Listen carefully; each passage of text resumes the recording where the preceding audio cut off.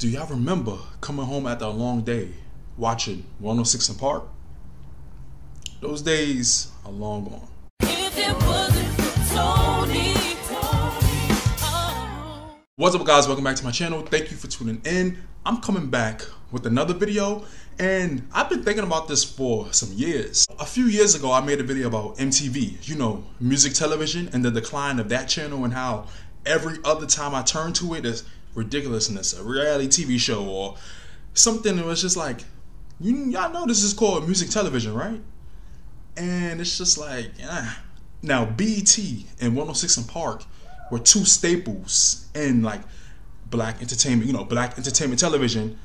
BET was that channel to watch, just, you know, for entertainment, for music, the latest fashions, and just celebrities, culture. It was just a cultural movement. It was a cultural channel. And, you know, watching it now, it's like, okay, you know, I still watch BT here and there, but just watching and seeing how it changed before our very eyes, those of us that's old enough to remember, you know, coming home after a long day at school or work, watching 106 in Park.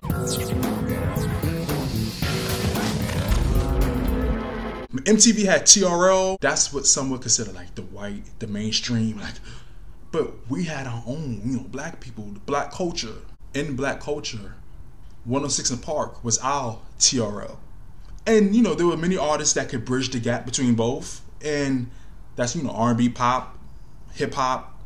It was what it was.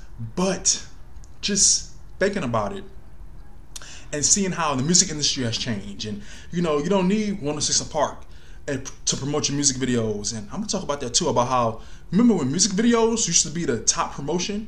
You know, every once in a while, releasing a music video nowadays still gets millions of views and still get people talking if something controversial happens in the music video, or, you know. But remember when music videos was like 40-50% of a song's promotion. Watching a music video all the time on TV, MTV, BET, 106 in Park, having it go #1 on the countdown, that was a big deal, right? And music videos were, like I said, the major promotion, to where that's what would make a song go #1 or top 10, or, you know, in conjunction with having it on the radio and everything like that, right? But now it just seems like the music video is like a throwaway. Like, okay, we're gonna film this video on a green screen, on a blue set, have a male model, have a video vixen, It's like same setups, same concepts. Where's the flavor? Every once in a while, I'll see a new music video that have a nice creative take on it, depending on what the song is. But it seems like now music videos are just throwaways.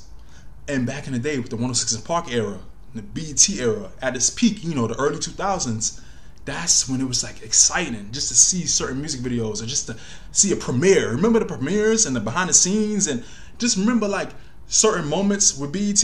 Do y'all remember certain moments with 106 in Park? Y'all favorite performances, y'all favorite appearances, and just certain interviews. And over the years, you know, Free and AJ had left, and then there was all these new hosts.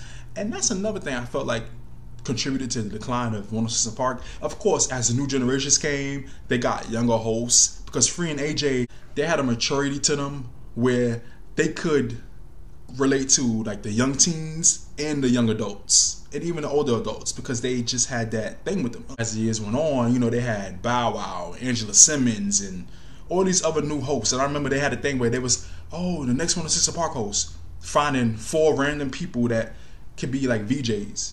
I'm gonna tell y'all, me and my cousin, we went to 106 in Park. We were in a live studio audience like 4 different times. If I find the picture, I'm gonna post it right here. And specifically for that show, I remember it was Lupe Fiasco and maybe B.O.B., a lot of different people, and Jacob Lattimore. I remember he came for that show. And just being in the audience, you can feel the excitement, and there's a lot of behind the scenes, because what I don't know, being behind the scenes, as I was in the audience with my cousin, is they tell you when to clap. So when something comes up, there'll be a guy with a thing like, I don't need help.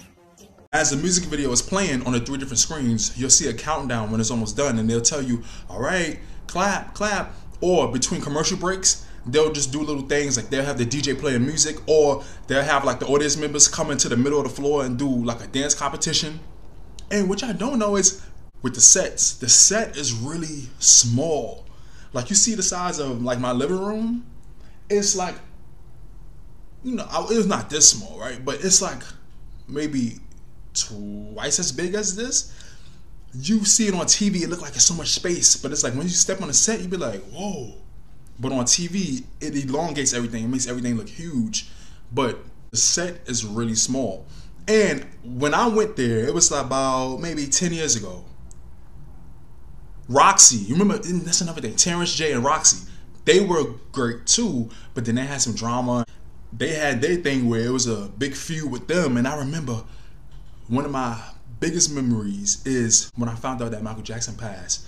I turned to BET, 106 Park was on, and Roxy was holding the mic, like shaking and crying, and she announced it, and the whole audience was like, that was a major moment.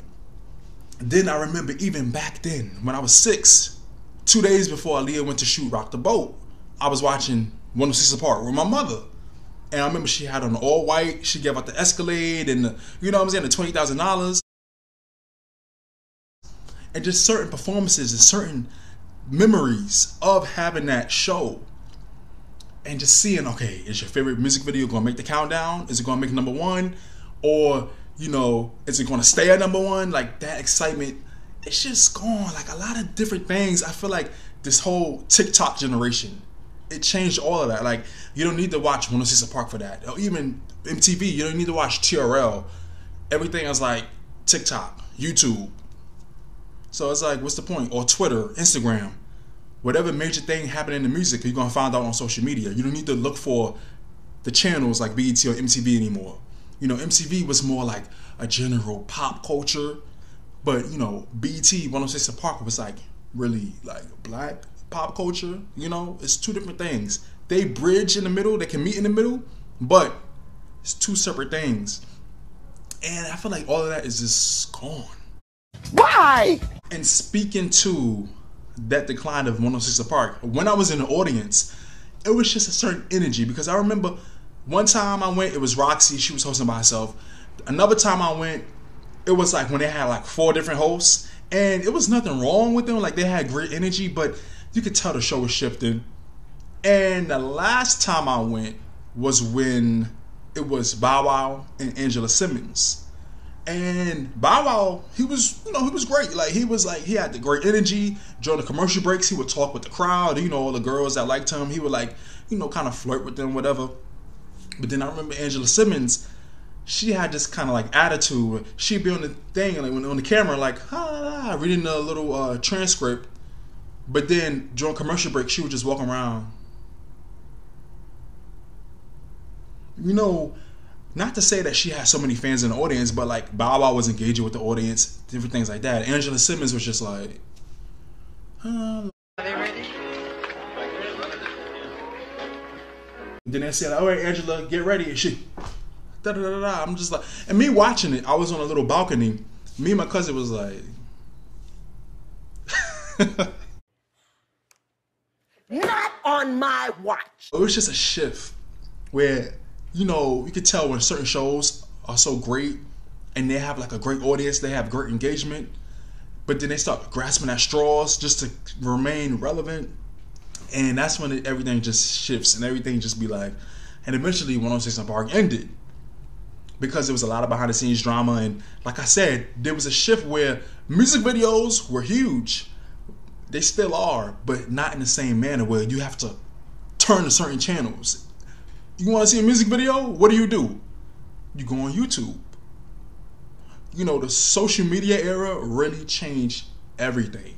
And in regards to like the decline of BET, like I said with MTV, you know, MTV is specifically named music television, and we already know only about 15-20% of what they play is actual music. So it's kind of like, Could somebody please make it make sense? BET, remember when they had BET Uncut, they had BET Soul, they used to play all these music videos, 106 Park.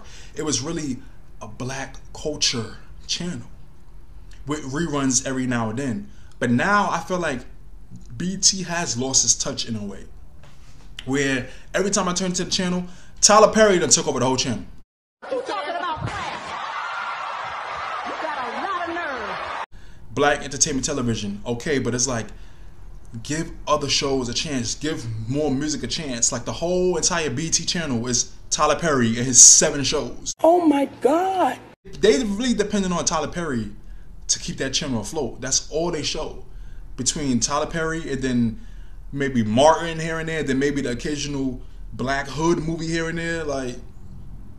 Nothing more, nothing less. And this is nothing against Tyler Perry, but have y'all ever watched one of his shows? I'm talking about like The Oval, Sisters, Bruh, The House of Pains, Assistant Living, like all these different shows he had, and then even Meet the Brown. Like the shows, especially now, they drag on. Like it'll be 4 episodes in, and they still in the living room in the same clothes. I'm like all his movies, all his scenes just drag on. Why? But it's Tyler Perry. He has that audience. He got the biggest studio in the country. The biggest movie studio, if not in the world, he got the biggest movie studio in the country. Of course, they would be dumb not to collaborate with Tyler Perry. You talking about class? Really having those shows that you can feel, especially in Black culture as a Black person, that you can just look forward to looking at, that feeling is gone. You can tell that the quality is just not the same. It's just not the same. So that's really the gist of what I had to say. I don't know, it was just on my mind. I thought about that MTV video I did like 2 years ago, and I was just thinking, I'm like, damn, BT used to be the channel. That used to be the channel like to really turn to, and you know, the BT Awards, and even the BT Awards has changed in its own way. Like, remember when you used to have like those show-stopping performances, like when Michael Jackson came out to robe James Brown?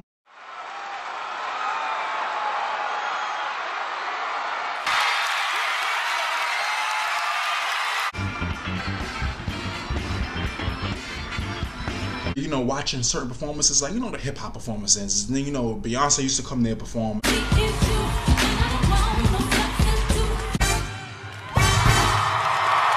All these different great performances and the anticipation of it. And I remember the BET Awards used to be a big thing, a huge deal. Now, I feel like every year with the BET Awards, it's just, sometimes I forget. Like I said before, sometimes I forget the BET Awards are even coming on. Or you might see, I used to see billboards, I don't even see that no more. You might see a commercial here and there 3 weeks before the BET Awards. Oh, Taraji P. Henson hosting the BET Awards. Oh, Queen Latifah hosting the BET Awards. Like sometimes, most of the time, I be at work when the BET Awards come on. I'm just like, whatever big thing that's going on at the show, I'll catch it on Twitter, see it trending. Or I can go on YouTube, look at it, or check the Shade Room. You know, they're going to post the highlights. So it's just like that touch of really being in tune to watching it on the actual channel has been lost. Every highlight from every award show is seen through social media. So it's like if you miss it in real time, it doesn't matter because you can still talk about it in real time on social media. If it's that worthy of talking about, you know? So with all of that said, I just want to ask y'all guys, what do y'all think contributed to the decline of 106 and Park and BET as a channel?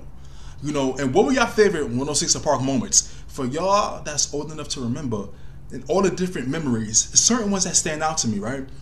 What were y'all favorite 106 and Park moments? Going to the show, I went like 4 times, like I said, and seeing, I remember I saw Neo, Lupe Fiasco, China Ann McClain, I think Mario, you know, the singer Mario. Who else came there? There was a lot of different people. Social media has changed things for the better, but I feel like it has changed things for the worse. And what do y'all think about BET as a channel? Black entertainment television. Do you think BET represents Black entertainment as a whole right now? You know, 70% of what they show is Tyler Perry. He took over that whole channel. Do you think that's a great representation of Black entertainment? Let me know what you guys think, and please don't forget to comment, like, subscribe, and hit the notification bell. Thank you for watching and listening. I'll see y'all in the next video.